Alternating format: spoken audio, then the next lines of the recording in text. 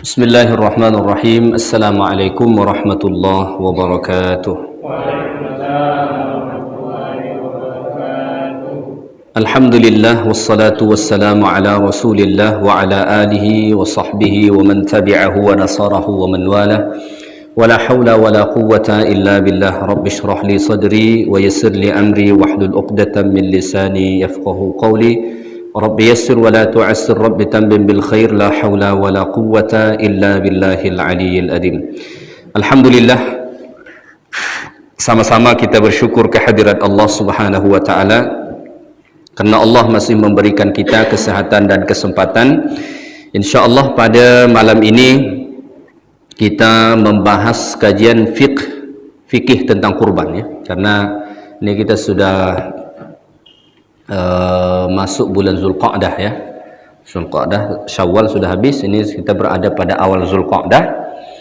Bulan depan Zulhijjah ya. 10 Zulhijjah, itulah hari raya Idul Adha.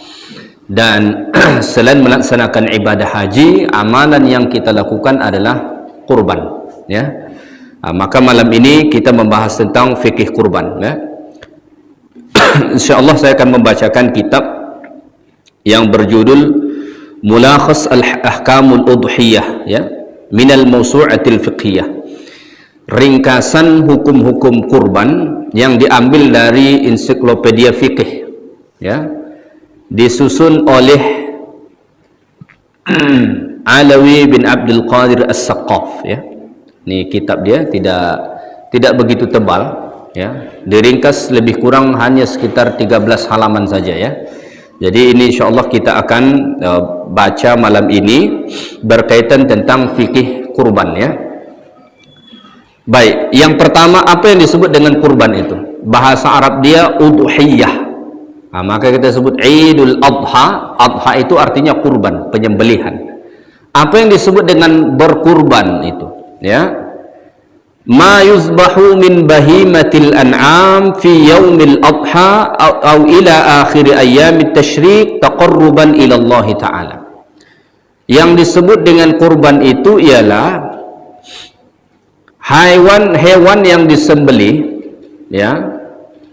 Hewan di sini an'am disebut. Jadi an'am itu tidak semua hewan. An'am itu merujuk kepada unta, sapi dan sejenisnya, termasuk kerbau ya, itu sejenisnya, kambing dan sejenisnya. Kambing ini termasuk domba ya. Ini yang disebut an'am ya. Jadi kalau kita baca Quran, an'am ini biasa diterjemah dengan hewan ternak. Tapi tidak semua yang kita ternak. Ayam kita ternak juga kan. Tidak boleh berkurban dengan ayam. Di Malaysia sekarang kijang pun orang ternak, bukan rusa. Rusa itu orang ternak ya. Kalau kita di sini wallahu alam ada atau tidak, tapi di kebun binatang banyaklah kan. Di sana itu kalau di Malaysia itu rusa itu sudah diternak. Jadi kalau kita mau beli rusa, tidak perlu kita menunggu orang yang berburu ke hutan tuh, bisa dibeli langsung di situ. Macam beternak kambing kita, begitu mereka buat beternak. Itu tidak termasuk. Jadi yang disebut an'am itu unta, sapi dan sejenisnya tadi, kambing dan sejenisnya ya. Ayyama Idul Adha, yang disembelih pada hari raya Idul Adha ya. Idul Adha itu 10 Zulhijjah ila akhiri ayyamit tasyrik, sampai akhir hari tasyrik 11, 12, 13 Zulhijjah. Maka menyembelih itu boleh sampai hari-hari tasyrik. Nanti kita akan bahaskan kapan sebetulnya akhirnya.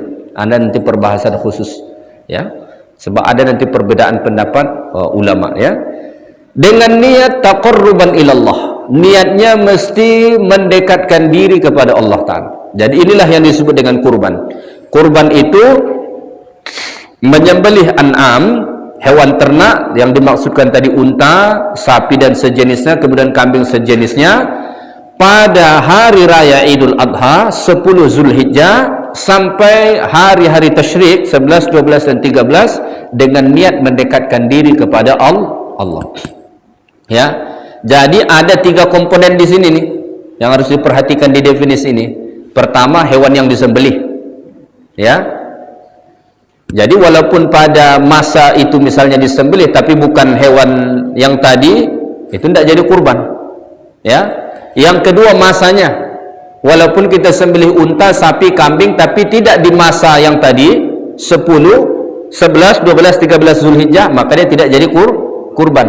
Andai kata dua-dua ini terpenuhi, kita sembelih sapi dan kita sembelih pada 10, 11, 12 atau 13 Zulhijjah, tapi niat kita untuk berbangga-bangga, bukan untuk mendekatkan diri kepada Allah, itu pun tak jadi kurban. Maka tiga komponen ini harus sempurna. Ya, hewannya, waktunya, niatnya, ya harus sempurna. Barulah disebut kurban. Ya, baik. Masyru'iyatul udhiyah, pensyariatan kurban. Islam, pensyariatan kurban ini kalau kita lihat sejarahnya itu disyariatkan lebih kurang pada tahun yang kedua Hijriah, artinya setelah Nabi hijrah ke Madinah. Waktu Nabi di Makkah belum, boro-boro mau menyembelih, sholat aja susah kan. Nabi sholat aja diletakkan perut isi unta itu ke dalam punggung Nabi SAW, ya. Maka tahun kedua Hijrah. Tapi kalau kita lihat sejarah kurban ini sebenarnya sudah ada sejak awal adanya manusia, yaitulah dua orang anak Nabi Adam, Qabil dan Habil. Allah sebut dalam Quran, "Idz qarraba qurbanan fatuqbila min ahadihima wa lam yutaqabbal minal akhar." Mereka membuat kurban, satu diterima, satu tak diterima Allah. Akhirnya terjadilah pembunuhan pada saat itu. Jadi sudah dikenal kurban itu sejak zaman dulu. Kemudian pada zaman Nabi Ibrahim alaihi salatu wassalam, sebagaimana Allah Ta'ala ceritakan dalam Quran, Nabi Ibrahim bermimpi, ya, melihat menyembelih anaknya Ismail. Setelah bangun dari tidur, Nabi Ibrahim berkata, "Wahai anakku, fanzur madza tara, apa pendapatmu? Inni ra'aitu fil manami anni azbahuka fanzur madza tara." Saat aku tidur, aku bermimpi melihat engkau disembelih, apa pandanganmu? Nabi Ismail mengatakan, "Ya abatif al-ma tu'mar satajiduni insyaallah minas sabirin." Wahai ayahku, lakukan apa yang diperintahkan Allah, insyaallah aku akan menjadi orang yang sabar. Tapi kalau kita mimpi menyembelih anak, besok jangan sembelih. Kita beda dengan Nabi Ibrahim. Mimpi dia malam, tiba-tiba besok sembelih anak, ditangkap polisi. "Kenapa kau sembelih?" "Saya bermimpi," kan. Tidak begitu juga konsepnya, ya. Para nabi itu bermimpi juz'um minal wahyi, itu bagian dari wahyu. Maka mimpi para nabi dan rasul itu bagian dari wahyu. Kalau kita enggak lah, ya. Kadang-kadang karena kita nonton film yang bunuh-bunuhan sebelum tidur, pas tidur mimpinya bunuh-bunuhan juga. Ya kan? Mimpi itu kan ada disebabkan tiga hal kata Nabi, ya. Yang pertama, ada mimpi itu datang dari Allah, ya. Yang kedua, mimpi itu datang dari syaitan. Yang ketiga, mimpi itu hadithun nafs, datang dari diri kita sendiri, dipengaruhi. Tadi misalnya sebelum tidur bertengkar sama suaminya, atau bertengkar sama istri, kebawa mimpi, ya. Atau sebelum tidur tadi nonton apa gitu, kebawa mimpi. Itu disebut hadithun nafs, ya. Baik, jadi itu pensyariatannya. Di dalam Al-Quranul Karim Allah Ta'ala menjelaskan dalil berkurban ini seperti dalam surah Al-Kawthar, "Inna a'tainakal kawthar fasalli li rabbika wanhar." Ya, sesungguhnya Allah telah memberi kepada engkau Al-Kawthar. Al-Kawthar itu kebaikan yang banyak. Ada juga tafsiran mengatakan telaga Al-Kawthar, ya. Fasalli li rabbika wanhar, maka oleh karena itu salatlah baru berkurban, ya. Kalau disebut wanhar, nanti kita akan bahas juga ini, itu menunjukkan kepada sapi, unta. Dan nanti akan ada, kita bahas nanti, ada dua metode penyembelihan. Jadi metode menyembelih unta sama kambing itu berbeda, ya. Nanti kita akan bahas. Baik, seterusnya daripada hadis Nabi sallallahu alaihi wasallam juga, ya, terdapat hadis Nabi sallallahu alaihi wasallam yang menjelaskan tentang dalil ibadah kurban, ya. Misalnya disebut dalam hadis Al-Imam At-Tirmidzi rahimahullahu taala, baginda bersabda, ma'amila adamiyun min amali yaumin nahar ahabba ila Allah min iraqatid dam. Ya, Nabi SAW bersabda, tidaklah seorang manusia melakukan satu amal pada yaumin nahar. Yaumin nahar ni 10 Zulhijjah. Ahabba ila Allah, yang paling dicintai Allah, min iraqatid dam, selain daripada menumpahkan darah. Maksudnya menyembelih, bukan menumpahkan darah orang ni ya. Bahaya kalau menumpahkan darah orang. Maksudnya menumpahkan darah hewan kurban itu. Itu amal yang paling dicintai Allah Subhanahu wa taala. Lalu Nabi mengatakan, innaha la ta'ti yaumal qiyamati biquruniha wa sy'ariha wa adlafiha. Pada hari kiamat nanti akan datanglah tanduk-tanduknya, akan datang bulu-bulunya, akan datang kuku-kukunya, menjadi saksi di hadapan Allah taala. Jadi kalau kita berkurban di dunia ini, ya, kambing kah, sapi kah, ya, atau yang sejenisnya, maka nanti Nabi mengatakan bulu-bulu hewan tersebut, kuku-kukunya, tanduk-tanduknya akan datang pada hari kiamat menjadi saksi di hadapan Allah bahwa kita telah melakukan kebaikan. Bukan menjadi kenderaan loh ya. Pernah tak mendengar? Katanya jadi kenderaan nanti di padang mahsyar. Saya tidak jumpa hadisnya kalau itu, ya. Sebab ada orang mengatakan nanti kalau kambing kendaraannya kambing, kalau sapi kendaraannya sapi. Tapi kalau sapi gonceng 7 kan nak tahan juga sapi itu. Ya. Baik. Wa inna ad-dama la yaqa'u min Allah bi makanin qabla an yaqa'a min al-ardi fatibu biha nafsan. Kemudian Nabi SAW mengatakan, sesungguhnya Allah Ta'ala telah menerima niat kurban sebelum darahnya jatuh ke tanah. Ini kita sembelih ni, sebelum menetes darahnya itu ke tanah. Kalau niat kita ikhlas lillahi ta'ala berkurban, itu sudah diterima Allah Ta'ala. Ya. Maka dalam Quran Allah mengatakan, la yanalallaha luhumuha wala dima'uha walakin yanaluhu taqwa minkum. Tidak sampai kepada Allah darahnya, dagingnya, yang sampai kepada Allah takwa kamu. Maksudnya, kata Abdullah bin Abbas, yang sampai kepada Allah itu adalah niat kamu. Darahnya mencurah ke tanah, dagingnya kita bagi-bagikan. Yang sampai kepada Allah apa? Niat kita tadi. Maka saat berkurban itu ikhlaskan, ya, betul-betul ikhlaskan lillahi ta'ala. Ini amal zahir yang ditonton orang. Kadang-kadang peluang riya itu ada, ya, peluang riya itu ada. Saya biasa setiap tahun itu, tahun kemarin ada sekitar 5 ekor sapi saya bagi-bagikan ke kampung-kampung yang memang tidak ada kurban di situ. Pedalaman-pedalaman. Ya, sudah saya lakukan sejak 2015. Ya, sudah sejak 2015 itu setiap tahun saya akan cari kampung-kampung yang memang tak ada kurban. Kasihan pedalaman-pedalaman tuh, motor pun kadang-kadang masih susah ke situ. Mereka hari raya Idul Adha macam tak hari raya. Ya kan? Kalau hari raya Idul Fitri mereka buat kue segala macam kan. Tapi Idul Adha macam tak hari raya. Salat balik ke rumah dah tak ada. Pergi ke kebun lagi dia.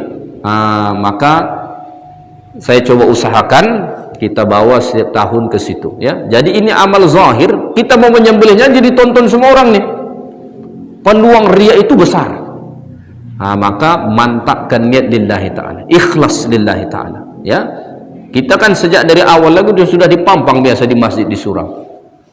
Bukan kloter itu kan haji. Kelompok pertama, kelompok kedua, 1 bulan itu namanya terpampang situ. Ada lagi yang sampai setahun. Habis saja setelah hari raya kurban sudah dibuat. Terpampang lama di situ. Jadi jaga betul-betul niat ini lillahi ta'ala, ya. Baik, kita teruskan. Itu antara dalilnya daripada Al-Quran dan hadis Nabi sallallahu alaihi wasallam tentang pensyariatan ibadah kurban, ya. Malah kalau kita lihat di dalam Al-Quran, ya, Allah Subhanahu wa taala menjelaskan ibadah kurban ini ibadah yang sangat tinggi nilainya, sehingga Allah sandingkan ia dengan salat. Ya, Allah sandingkan dengan salat. Fasalli li rabbika wanhar. Perintah solat dan kurban itu disandingkan. Kata para ulama, ini menunjukkan betapa agungnya dia. Sama dengan doa yang kita baca, inna solati wa nusuki, sesungguhnya solatku dan nusukku. Nusuk itu biasa kita terjemah ibadah. Nusuk itu sebetulnya ibadah penyembelihan kurban, bukan seluruh ibadah maksudnya. Nusuk itu adalah ibadah penyembelihan kurban. Jadi disandingkan, Allah Ta'ala menunjukkan bahwa ini amalan yang sangat tinggi nilainya di sisi Allah Subhanahu wa Ta'ala, ya. Baik, hikmatu masyru'iyatiha. Apa hikmah Allah syariatkan berkurban? Kenapa harus berkurban? Apa hikmahnya? Setiap hukum yang Allah tetapkan itu ada hikmahnya. Yang pertama, syukur lillahi ta'ala ala ni'matil hayah. Yang pertama, sebagai tanda syukur kita kepada Allah. Banyak Allah Ta'ala beri kita nikmat setiap tahun. Kalau hitung-hitung berapa kira-kira duit kita dapat setahun? Banyaklah kan. Kalau setiap bulan kita dapat duit 5 juta, contoh saja nih, andai kata gaji kita setiap bulan 5 juta, ya kan, kali 10 saja 50 juta, 60 juta setahun. Berapa untuk kurban sekarang? Satu bagian di sini berapa? 2,5. 2,5. Masih bersisa kita 40, berapa namanya, 50 juta lebih, ya, 57 juta lagi masih bersisa untuk kita. Itu kalau gaji kita 5 juta sebulan. Kalau gaji kita lebih dari situ, lebih lagi, ya kan. Jadi pertama ini sebagai tanda syukur. Allah sudah bagi banyak nikmat kepada kita. Ada nikmat sehat, nikmat keluarga, pekerjaan, nama yang baik, aib kita tidak dibukakan Allah. Itu semua nikmat. Ya, nikmat itu ada kalanya manfaat yang Allah beri kepada kita atau mudarat yang Allah jauhkan kepada kita. Ini semua nikmat. Kita tidak sakit, orang Covid, innalillah, innalillah, innalillah, alhamdulillah kita masih bernafas sampai sekarang. Nikmat itu. Kalau ada rezeki, jangan lepaskan peluang untuk berkurban, ya. Itu tujuan yang pertama atau hikmah yang pertama. Yang kedua, ihya'u sunnati Ibrahim al-Khalil alaihi salatu wassalam. Yang kedua, untuk menghidupkan sunnah Nabi Ibrahim. Kenapa harus dihidupkan sunnah Nabi Ibrahim? Kita umat Islam ini betul-betul membuktikan bahwa kita sama ajaran dengan Ibrahim alaihi salam. Karena orang Yahudi dan Nasrani itu mengaku juga sebagai pengikut Abraham. Maka Abraham itu dikenal pada orang Kristen dan orang Yahudi. Kita sebut Ibrahim, mereka sebut Abraham. Kita sebut Musa, mereka sebut Moses. Ya, Allah Ta'ala sebut dalam Quran, makana Ibrahimu Yahudiyan wala Nasraniya. Ibrahim itu bukan Yahudi dan bukan Nasrani, kata Allah. Walakin kana hanifan muslima. Tapi dia seorang yang hanif, yang lurus, lagi muslim. Maka kita itu sangat banyak mengikuti Nabi Ibrahim. Termasuk semua pelaksanaan ibadah haji itu banyak ittiba' kepada Nabi Ibrahim alaihissalam. Bahkan dalam solat kita pun tidak pernah kita tinggalkan Nabi Ibrahim. Kan? Ada solat Ibrahimiyah. Allahumma salli ala Muhammad wa ala ali Muhammad kama sallaita ala Ibrahim. Kenapa mesti kama sallaita ala Ibrahim? Tidak kama sallaita ala Musa, kama sallaita ala Isa, kama sallaita ala Nuh. Tapi Ibrahim alaihi salatu wassalam. Ya? Karena Ibrahim ini Abul Anbiya, ayah para nabi. Menunjukkan bahwa agama kita ini agama yang lurus. Maka salah satu hikmahnya ihya'us sunnati Ibrahim. Untuk menghidupkan sunnah Nabi Ibrahim, bahwa kita ini betul-betul pengikut millah Ibrahim alaihi salatu wassalam. Ya? Kemudian hikmahnya lagi, Allah Ta'ala syariatkan berkurban, ya, litawassu' 'ala an-nafs wa ahli al-bait, ya, untuk kita berbagi, ya. Syariat ini bukan hanya mementingkan diri sendiri, tapi mementingkan orang lain. Mungkin bagi kita daging itu tidak begitu berharga, tetapi bagi sebagian orang makan daging itu sesuatu yang sangat berharga. Kita mungkin setiap minggu bisa kita beli sekilo, setengah kilo, bisa kita beli buat sup, masak gulai dan sebagainya. Tapi ada saudara-saudara kita, mohon maaf, kalau ada hajatan, ya, ada nikahan, barulah mereka makan daging. Bagi mereka makan daging itu sesuatu yang sangat spesial. Saya jujur, saat kita hantar kurban itu ke kampung-kampung yang memang tidak ada kurban, banyak mereka yang menangis. Banyak yang menangis. Di sana biasanya hari Kamis itu pekan. Dia pekan sekali seminggu. Orang-orang itu turunlah dari gunung-gunung itu turun ke pekan. Dia kalau hari Kamis itu pasti jumpa orang tua saya nanya, tahun ini ada kurban enggak? Kalau kita kasih tahu ada, mereka beli bumbu-bumbu masak. Hari raya kurban nanti kita antar itu sudah siap sedia. Bisa dipastikan tiap rumah itu masak daging mereka. Mungkin bagi sebagian orang tidak begitu bernilai lagi daging ini, tidak begitu spesial, tapi bagi orang lain, ya, atau bagi sebagian saudara-saudara kita ini sesuatu yang sangat berharga. Ya, maka Islam itu dalam ibadah bukan sekedar mementingkan diri sendiri, tapi juga mementingkan orang lain. Bahkan saat kita berkurban, pahalanya itu berlipat kali ganda sebenarnya. Selain pahala berkurban, ada pahala membahagiakan hati orang. Kita antar daging kurban itu senang hati dia. Nabi mengatakan, idkhalis surur fi qulubil mu'min sadaqah. Kita bahagiakan saja hati orang beriman, itu sudah bernilai sedekah di sisi Allah. Sekedar membuat dia senang, bahagia, dah pahala. Apalagi kita bagi daging, ya. Jadi itu antara hikmahnya. Baik, kita teruskan. Hukmul udhiyah. Apa hukum berkurban? Apa hukumnya berkurban? Ikhtalafa ahlul ilmi fi hukmil udhiyati ala qawlaini. Berbeda ahli ilmu para ulama kita tentang hukum berkurban. Ada dua pendapat. Ya, al-qaulul awal, pendapat pertama, al-udhiyatu sunnatun muakkadah. Pendapat pertama, berkurban itu sunnah muakkadah, bukan sunnah biasa, tapi sunnah yang sangat dianjurkan. Maka sebisa mungkin berkurbanlah. Maka para ulama menjelaskan setiap orang yang mampu itu mesti berkurban. Kategori mampu itu seperti apa? Kata para ulama mengatakan dia masih cukup biaya hidup untuk 10 Zulhijjah, 11, 12, 13. Dia cukup belanja untuk hidup di 4 hari ini, kemudian masih bersisa cukup untuk berkurban. Kira-kira belanja 4 hari berapa tuh? Katakanlah 500.000. Katakanlah 500.000 4 hari. Ini kita sudah mahalkan nih, ya. Katakanlah 500.000 belanja keluarga kita 4 hari ini. Ada duit sisa 3 juta, cukup tidak berkurban? Itu kata para ulama sudah masuk kategori mampu. Ya, sudah masuk kategori mampu berkurban. Tapi orang kita kadang-kadang tidak mau lihat. Itu sudah masuk kategori mampu, ya. Baik, hukum berkurban ini pendapat pertama sunnatun muakkadah, sunnah yang sangat dianjurkan. Wa hadza mazhabu jumhuril fuqaha, dan ini pendapat mayoritas ulama.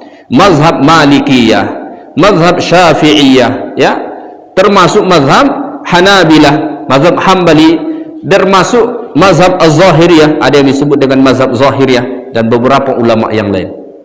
Jadi ini pendapat pertama dan ini pendapat yang paling kuat, ya.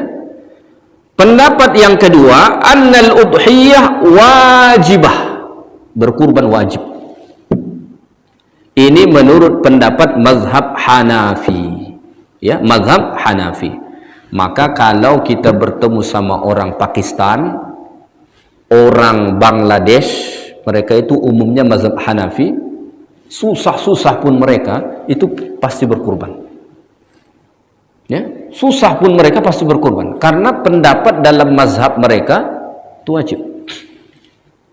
Itu di Malaysia banyak istilah kita TKI Bangladesh lah gitu. Hidupnya itu susah, tapi orang Bangladesh ini luar biasa. Sisi buruknya ada, tapi sisi baiknya itu luar biasa. Dia nanti kerja istilah kita di pom bensin, ke masjid jauh.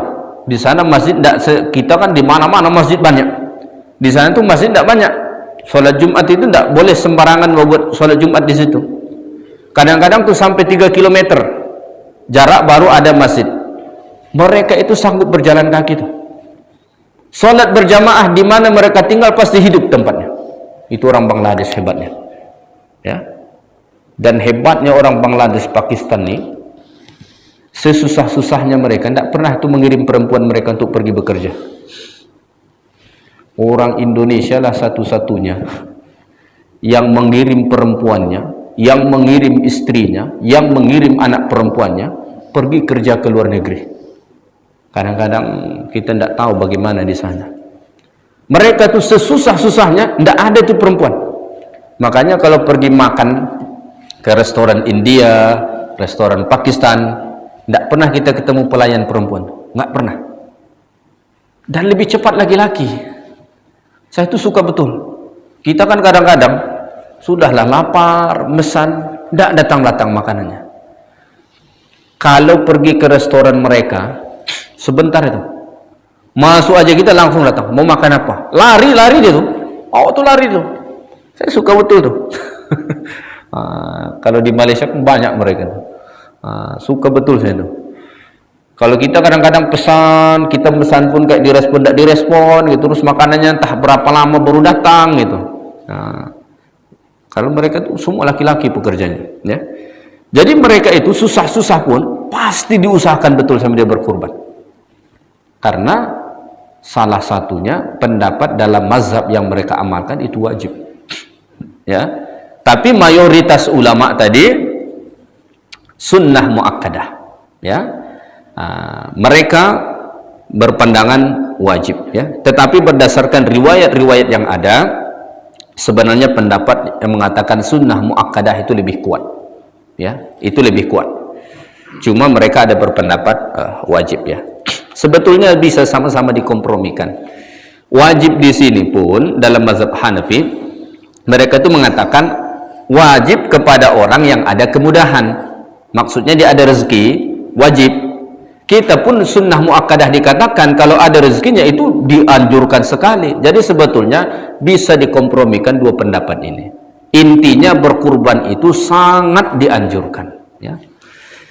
Baik, kita teruskan. Hukmul udhiyah al-manzurah, hukum berkurban yang dinazarkan. Ada orang kadang-kadang bernazar, kan? Dia bernazar, kalau rezeki lancar tahun depan saya akan berkurban, macam-macam, ya. Bagaimana hukumnya kalau sudah bernazar? Man nazara ayyudhiyya, siapa yang bernazar untuk berkurban, fa innahu yajibu alaihi alwafa binadrihi, maka wajiblah dia menepati nazarnya. Maka tadi jumhur ulama mengatakan berkurban itu sunnah muakkadah, tapi kalau sudah dinazarkan itu jadi wajib. Jadi wajib. Maka kalau dinazarkan untuk berkurban, wajiblah kurban itu bagi kita. Semua yang dinazarkan sebetulnya jadi wajib, karena nazar itu mengubah hukum yang sunat menjadi wajib. Maka bernazar itu untuk hal-hal yang sunat, tak boleh bernazar untuk hal yang mubah dan yang wajib. Dia bernazar, kalau aku sehat aku bernazar makan, tak perlu bernazar makan aja lah.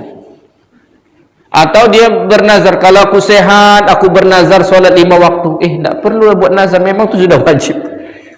Tapi misalkan kalau aku sehat aku bernazar puasa pada hari Senin, asalnya sunat jadi wajib untuk dia karena dia sudah buat nazar. Tapi janganlah bernazar terus. Bernazar ni, kata Nabi dalam satu riwayat, ini orang-orang yang pelit nih, harus ada imbalan dulu baru dia mau beramal. Tidak ada imbalan dulu, tidak. Kalau ya kan? Tapi nazarnya sebetulnya ada dua. Ada nazar yang dikaitkan dengan sesuatu dan ada nazar yang tidak dikaitkan, ya. Jadi nazar itu boleh kita bernazar, saya bernazar puasa, tanpa ada kita kaitkan dengan kalau aku sehat, kalau kaya, kalau sukses, tidak ada dikaitkan. Itu ada nazar mutlak nama dia, dan ada nazar muqayyad. Muqayyad ini kita kaitkan dengan sesuatu, kalau sembuh, kalau sukses, kalau lulus, kalau ini, kalau itu, itu disebut nazar muqayyad, ya. Baik,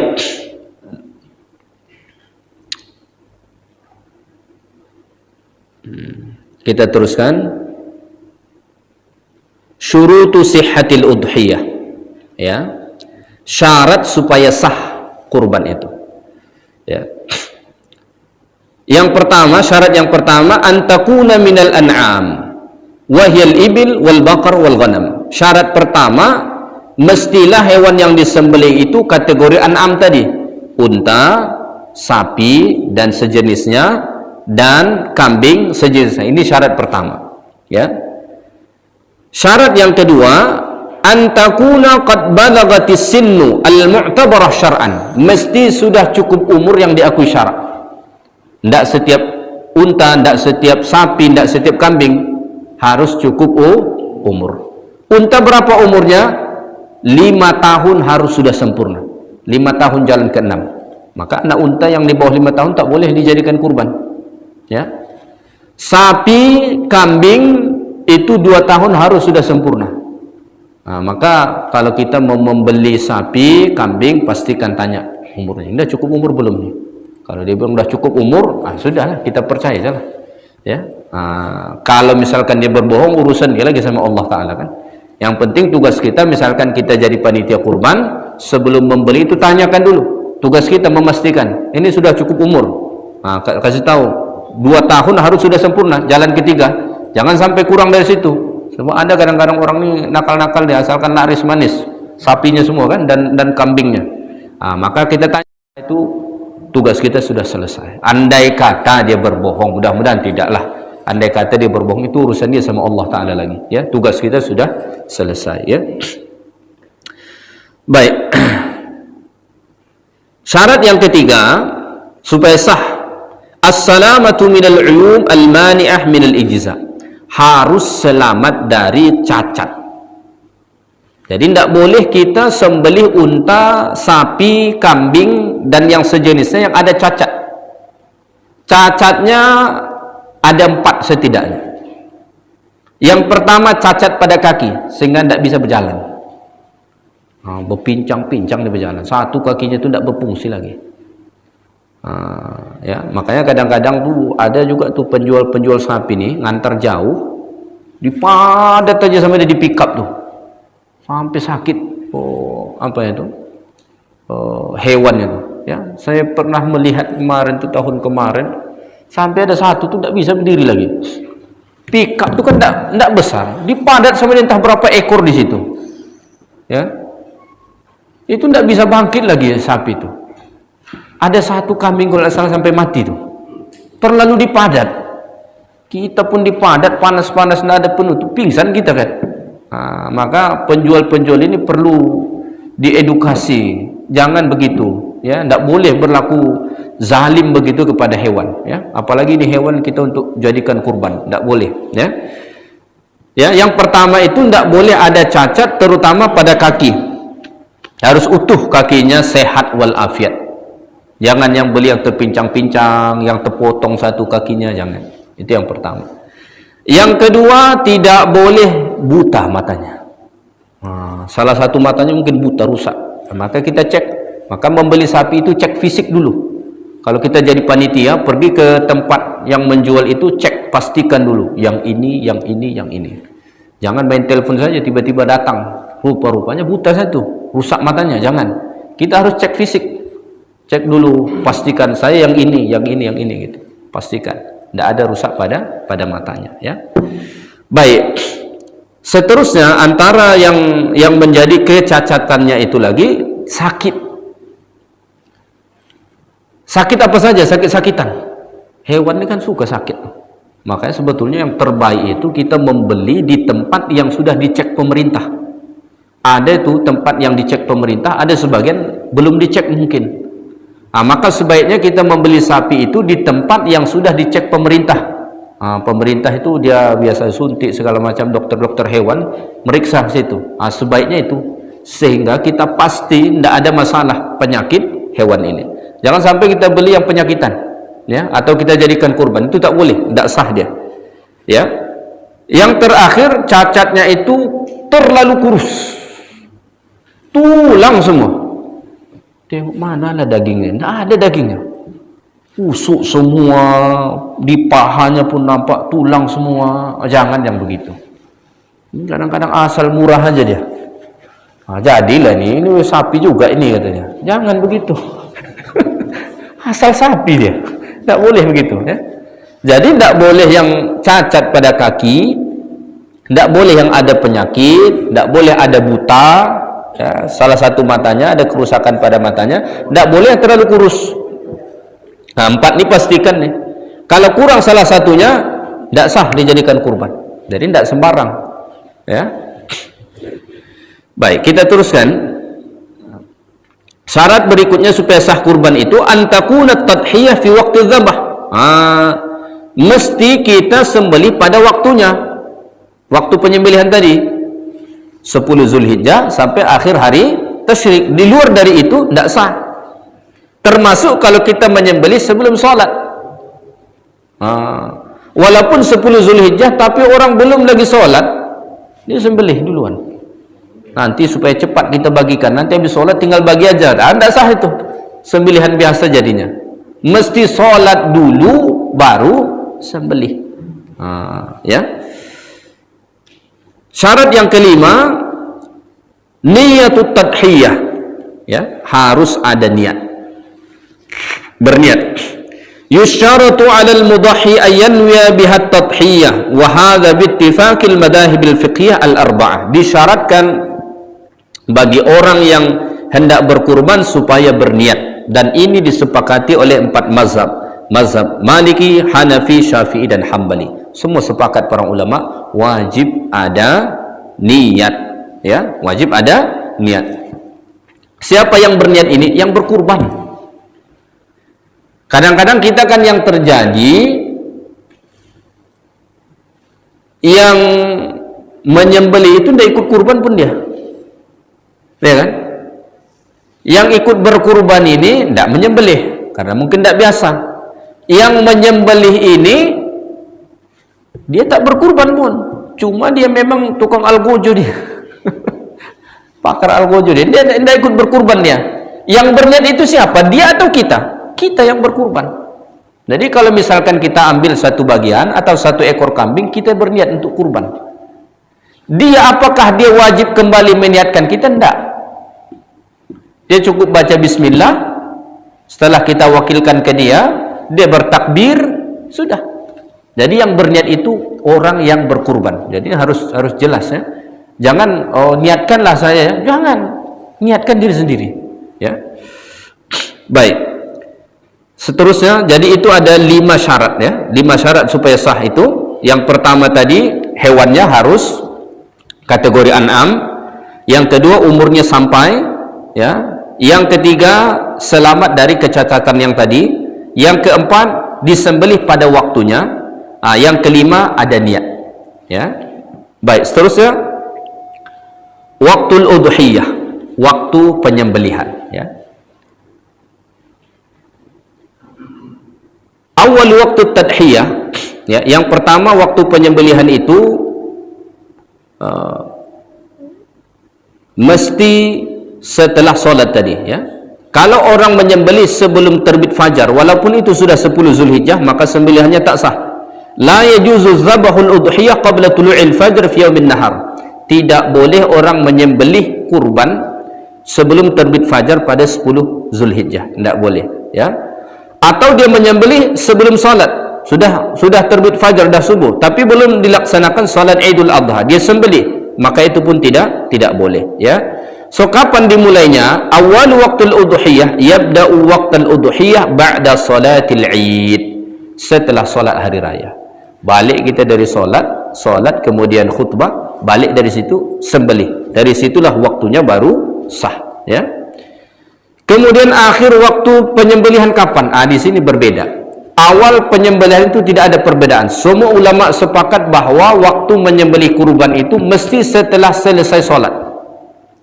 Tapi akhirnya ini ada berbeda, ya, berbeda para ulama. Pendapat pertama, ya, pendapat pertama mengatakan ayyamut tadhiyah salasatun. Pendapat ulama pertama mengatakan bahwa waktu penyembelihan itu 3 hari, ya. Waktu penyembelihan itu 3 hari saja. Pertama yaumul Id, pertama 10 Zulhijjah itu hari rayanya itu. Kemudian yang kedua dan yang ketiga yaitu 2 hari pertama dari hari tasyrik. Jadi hari ketiga menurut golongan ulama pertama ini sudah tidak boleh lagi. Ini pendapat mazhab Hanafi, Maliki dan Hambali. Jadi dalam mazhab Hanafi, Maliki, Hambali itu penyembelihan itu hanya pada 3 hari itu saja, 10 Zulhijjah, 11, 12. 13 Zulhijjah walaupun masih kategori hari tasyrik, mereka sudah tidak anjurkan lagi untuk menyembelih pada hari tersebut, ya. Al-qaulu tsani, pendapat yang kedua, ya baqa waktu tadhiyah ila akhir ayyam tasyrik, ya, bahwa waktu penyembelihan itu sampai akhir hari tasyrik, dan ini pendapat mazhab Syafi'i, ya. Wa huwa qaulu ta'ifatin minas salaf, dan ini juga pendapat banyak daripada ulama-ulama salaf, termasuk Ibn Taimiyah, Ibn Qayyim al-Jauziyah, Al-Imam Asy-Syaukani, dan beberapa ulama-ulama yang lain, ya. Jadi ada dua pendapat yang tadi.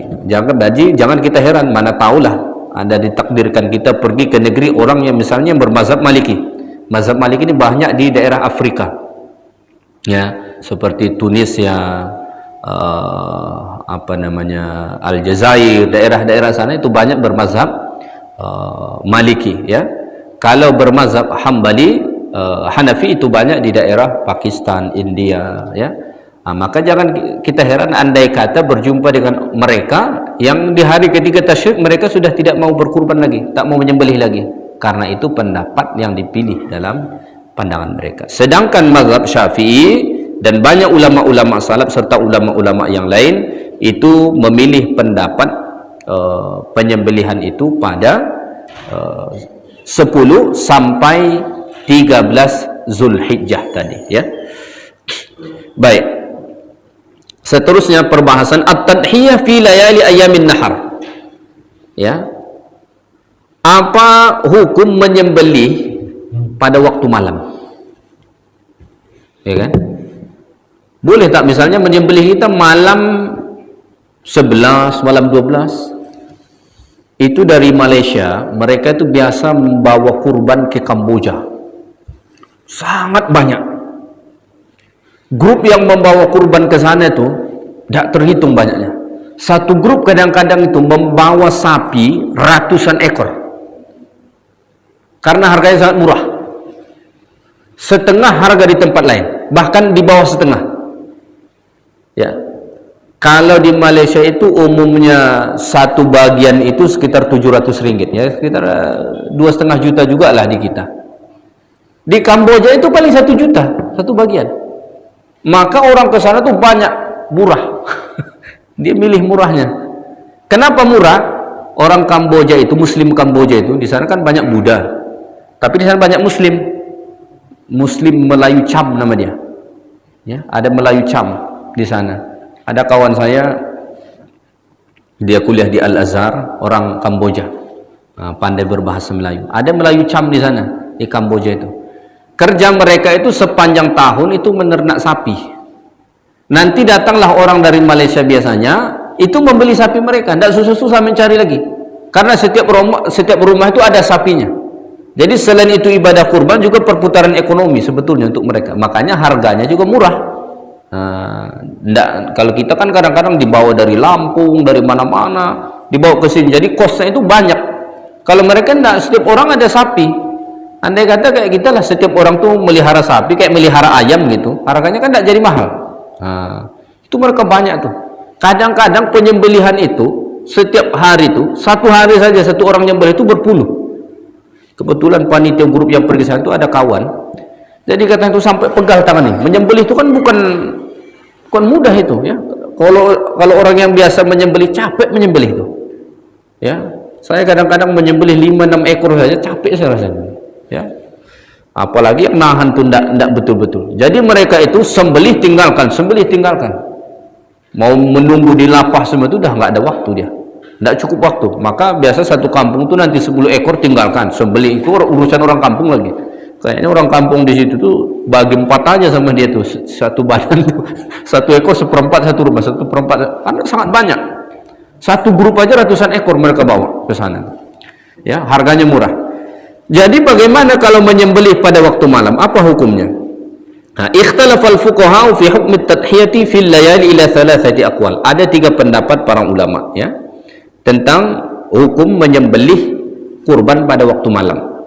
Pendapat pertama, la tajzu at-tadhiyah fil lail, tak boleh. Tidak boleh. Ini pendapat dalam mazhab Maliki dan pendapat dalam mazhab Hambali. Tidak boleh, ya.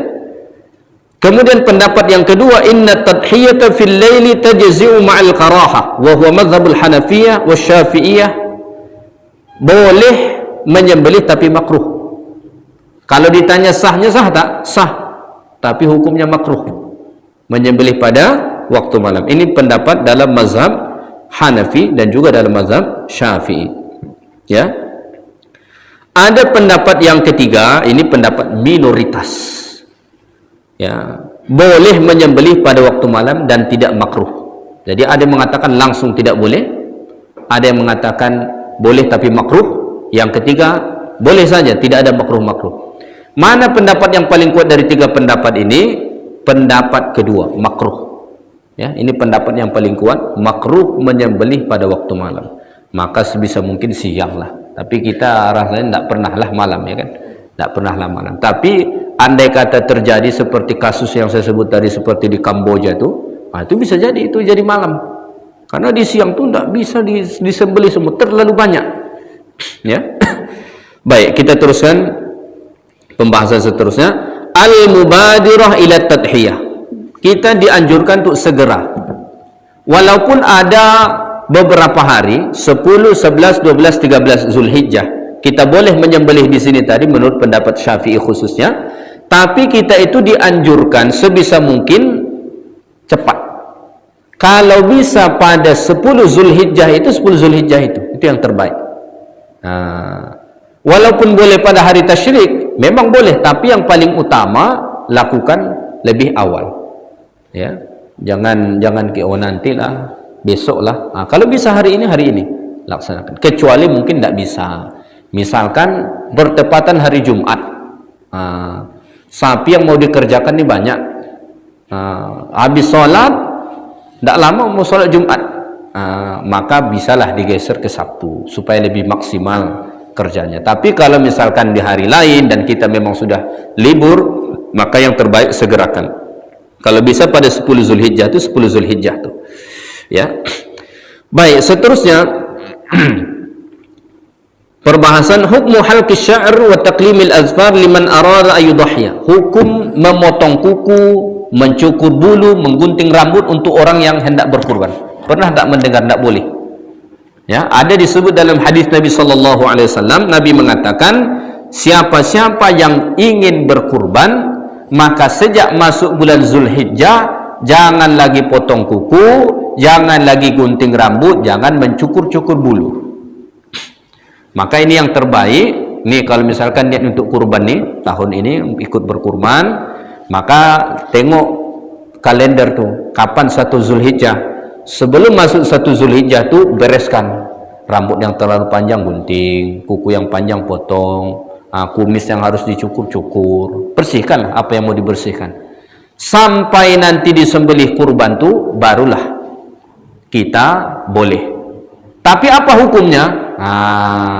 Ya, ada berbeda pendapat. Ikhtalafal fuqaha fi hukmi halqi sya'r wa ta'limil adfar liman arada ayudhhiya ala qawlani. Ada dua pendapat dalam hal ini. Yang pertama al-jawaz, boleh-boleh saja. Walaupun ada larangan dari Nabi, tapi ada ulama berpendapat boleh-boleh saja. Ini pendapat mazhab Hanafi dan juga ada pendapat dalam mazhab Maliki, ya. Pendapat yang kedua, ya, pendapat yang kedua itu haram. Yuhramu liman arada ay yudhhiya ay yahliqa sya'rahu wa yuqlima azfarahu hatta yudhhiya. Haram bagi orang yang hendak berkurban mencukur rambut, termasuk menggunting dan termasuk memotong kuku untuk orang yang mau berkurban. Ini pendapat dalam mazhab Hanabil, Hambali, ya. Dan ada pendapat sebagian dari kalangan ulama Syafi'i, ya. Ini pendapat yang kedua, ya. Pendapat yang ketiga, ada 3 pendapat, ya. Tadi saya sebut 2. Pendapat yang ketiga, yukrahu liman arada ay yudhhiya ay yahlika sya'rahu wa yuqlima azfarahu hatta yudhhiya. Makruh hukumnya, ya, mencukur rambut, memotong kuku sampai selesai, ya. Maka walaupun mungkin larangan ini tidak sampai kepada haram, setidaknya dia makruh. Yang jelas Nabi ada melarang. Maka yang terbaik bagi kita seperti yang saya sebut tadi, kalau misalkan kita mau berkurban sebelum masuk 1 Zulhijjah, potonglah rambut kita, potong kuku, cukur bulu yang perlu untuk dicukur, sehingga 10 hari itu sampai disembelih hewan kurban kita tuh cuti dari itu semua. Itulah yang terbaik, ya. Baik, kita teruskan.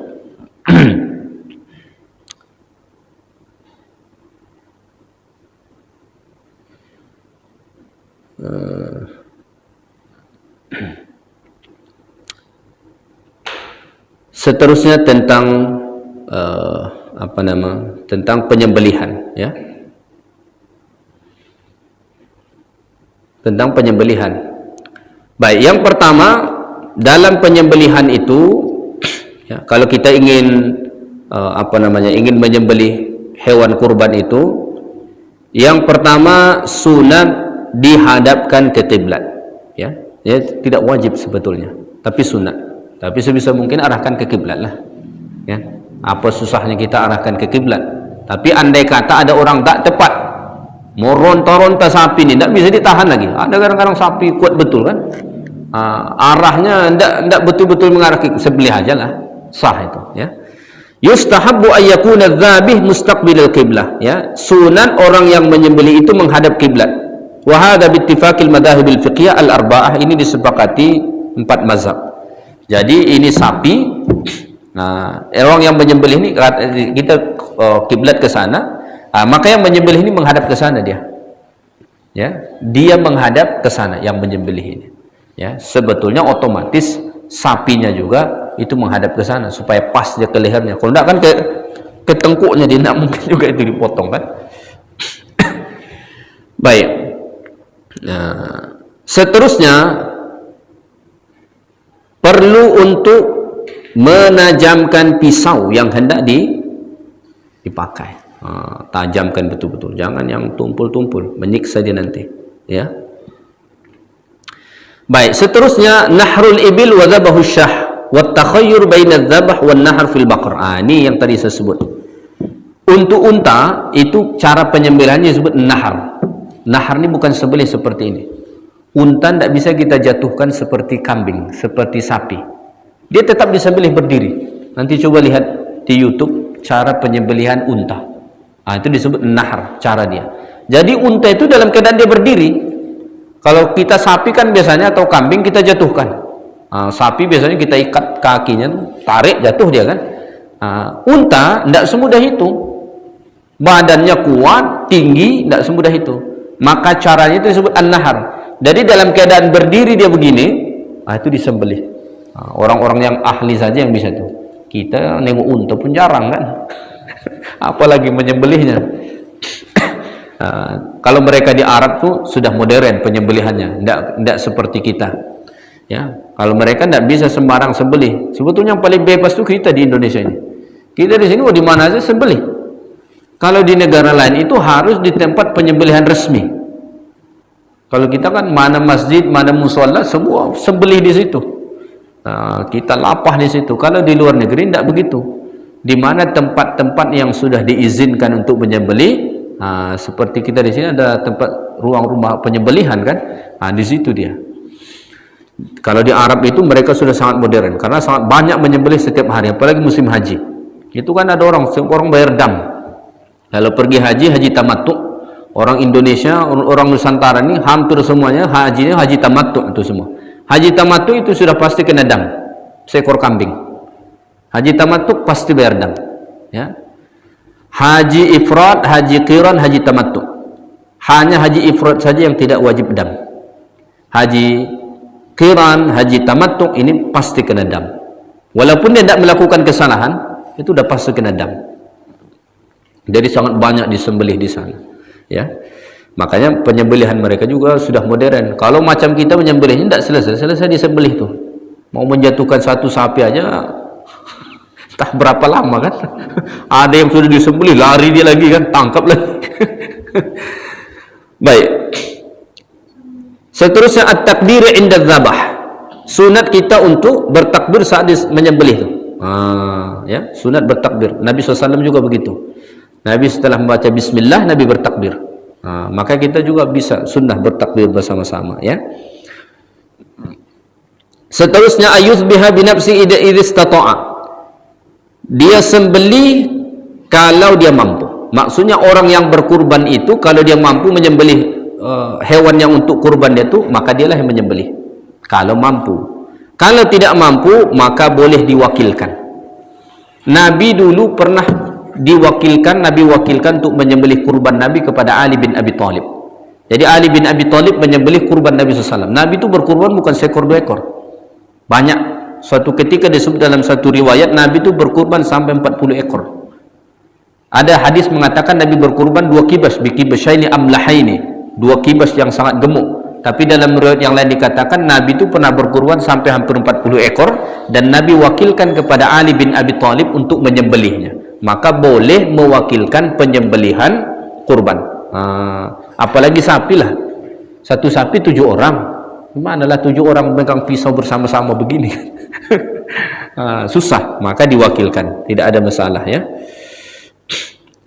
Seterusnya al-aqlu wal in'am wal idkhar min al-udhiyah, ya. Bagi orang yang berkurban boleh dia makan daging itu dan boleh dia boleh dia sedekahkan dan boleh dia simpan. Maka pembagiannya begini, kata para ulama, bagi 3, ya. 1/3 untuk yang berkurban, 1/3 untuk kaum kerabat dia bagi-bagikan, 1/3 untuk fakir miskin yang jauh-jauh mungkin bagikan. Tapi sistem ini tidak mesti, karena tidak setiap orang membagikan kurbannya. Hari ini kita tidak begitu sistemnya.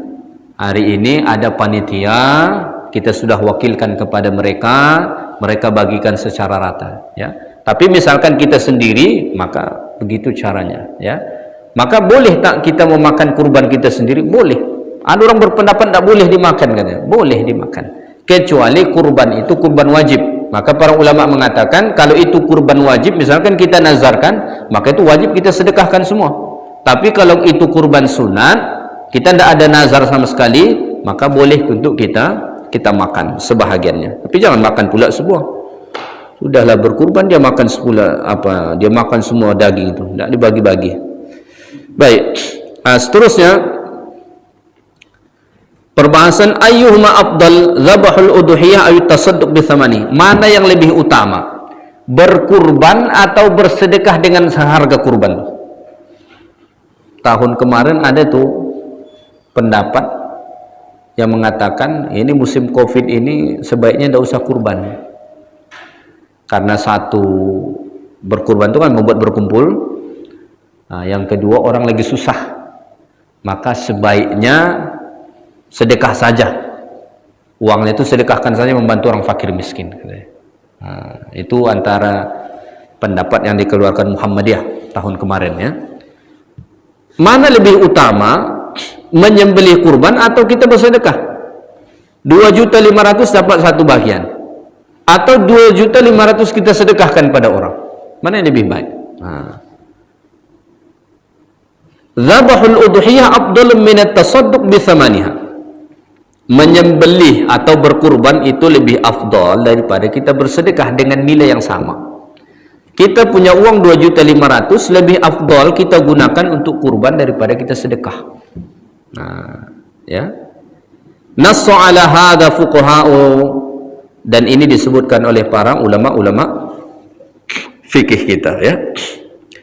Baik. Al-udhiyah 'anil maiti istiqlalan. Apa hukum membuat kurban untuk orang sudah meninggal? Kadang-kadang kan kita tulis almarhum, sudah almarhum berkurban. Apa hukumnya? La tushra'ul udhiyah 'anil mayyit. Dalam mazhab Syafi'i tidak dianjurkan untuk membuat kurban untuk orang sudah mati, melainkan dia ada wasiat. Kalau ada wasiat wajib kita tunaikan. Sebelum dia meninggal, dia kan meninggalkan harta, dia buat wasiat, ya. Kalau saya sudah meninggal, sebahagian harta saya buat untuk kurban, wajib kita buat. Karena kalau ada orang meninggal, dua hal yang harus kita tunaikan sebelum kita bagi hartanya. Kata Allah, min ba'di wasiyatin yusi biha audain. Selesaikan dulu wasiat dia dan hutang dia. Sebelum kita selesaikan dua hal ini, jangan sentuh-sentuh dulu. Kadang-kadang sibuk berebut, rupa-rupanya hutangnya banyak. Selesaikan dua dulu, sisa dari situ baru dibagi kepada waris. Andai kata dia berwasiat sebelum meninggal, maka boleh. Tapi kalau tidak ada sama sekali wasiat, maka tidak perlu dibuat. Ini pendapat dalam mazhab Syafi'i loh. Ya. Maka jadi bagaimana? Ya kalau mau kita tetap ini bersedekah saja untuk almarhum yang telah meninggal. Bersedekah sampai. Tidak ada perbedaan pendapat dalam kalangan ulama tentang sedekah kepada orang sudah meninggal. Ya, kita sedekah uang niat pahala gitu ya. Tidak ada khilaf dalam kalangan ulama. Bacaan Quran ada khilaf sampai atau tidak. Tapi kalau sedekah itu tidak ada perbedaan pendapat. Disebut dalam hadis Nabi sallallahu alaihi wasallam ya. Baik. Apalagi perbahasan. Okey, ini tentang penyembelihan ya, terakhir. Seterusnya nanti kalau ada pertanyaan-pertanyaan baru kita ini ya. Ma huwal qadarul wajib alladhi yakfi bihi fi husul tazkiyah. Apa saja yang wajib kita sembelih supaya sempurna penyembelihan itu? Apa saja yang harus ini bagi algojo ini, tukang sembelih, dia harus tahu ini. Ya. Ada 4 hal yang harus putus. Yang pertama namanya halqum. Yang kedua namanya mari. Yang ketiga dan keempat namanya wijdain. Ya. Apa ini yang 4 ini? Pertama halqum. Halqum ini aliran nafas. Jadi dia punya ruang sendiri tuh. Makanan sama saluran pernafasan itu tak sama. Makanya saat kita nelan tuh enggak nyangkut nafas kita. Karena salurannya itu berbeda. Ya. Yang pertama halqum itu harus putus. Saluran pernafasan, ya. Yang kedua disebut dengan mari. Mari ini saluran makanan dan minuman. Jadi ada saluran makanan dan minuman. Beda dia jalurnya. Ya, kalau pernafasan itu kan landingnya ke paru-paru. Kalau makanan dan minuman ini ke lambung. Ke situ dia larinya. Ya. Yang ketiga dan keempat ini disebut al-wijdani. Ini urat darah. Biasanya kanan kiri ini dia yang menyambung ke jantung. Satu yang menyambung ke jantung, satu yang memompa dari jantung. 4 ini harus putus. Orang yang biasa menyembelih dia akan melihat ini. Ya. Makanya kalau menyembelih itu tarik, jangan depan saja hajar begini. Tarik dari samping. Kalau bisa tajam tuh sekali tarik saja. Orang sudah terbiasa sekali tarik aja. Sep. Selesai dia. Maka pastikan betul-betul tajam dia dan tekniknya dikuasai. Kalau tidak dikuasai tekniknya bisa keram kita menyembelih itu. Kalau gini-gini itu bisa keram tuh, tidak putus-putus. Di sini tuh kan tebal tuh. Kalau sapi tuh kita gunung dulu gini, tebal itu. Kalau tidak betul-betul tajam, menyiksa dia. Cara terbaik menyembelih itu bukan begini. Kalau begini tuh tidak kuat dia. Paling bagus itu tarik begini, sop. Orang yang biasa tuh sekali tarik putus dia buat semua itu. Makanya ada kursus menyembelih. Ada kursus menyembelih itu sekarang, dan ada pisau-pisau yang tajam betul yang dijual orangnya. Jadi 4 itu harus putus saat menyembelih. Kalau itu sudah putus, maka insya Allah sahlah sembelihan kita. Ya, baik. Mungkin itu saja sedikit tentang ringkasan fikih kurban. Seterusnya kalau ada pertanyaan dipersilahkan.